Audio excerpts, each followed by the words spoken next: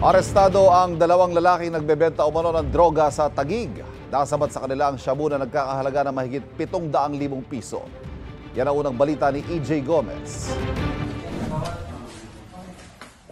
Sa mismong bahay nila na corner at naaresto ng pulisya ang dalawang lalaking ito na sospek sa pagbebenta ng illegal na droga sa Taguig. Kayo ay inaaresto namin sa salang pag-iingat at pagbibenta sa pinagbabawal na gamot.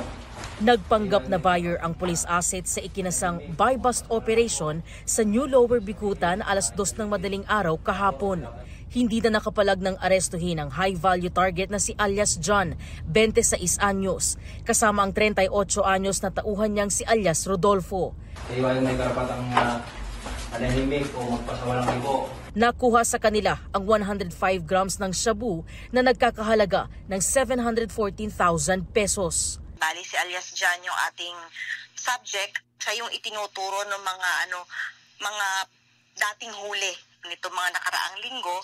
So tinutunto natin isa-isa yun nasa diagram na binubuo ng ating Drug Enforcement Unit. Nagkataon naman na nandun yung kanyang pinakatauhan na si Rodolfo, isang construction worker. Sa Maharlika at Lower Bicutan daw ang operasyon ng dalawang sospek. Patuloy ang investigasyon ng Taguig City Police kung sino ang nagbabagsak ng items sa kanila. Ayon sa pulisya, nakulong nito lang Hunyo ang target na si John dahil din sa droga. Nakapagpiyansa siya kaya nakalaya. Sinubukan ng GMA Integrated News na kunan ng pahayag ang mga sospek pero tumanggi sila.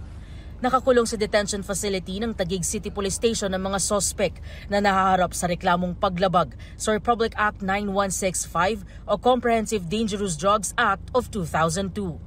Ito ang unang balita. EJ Gomez para sa GMA Integrated News.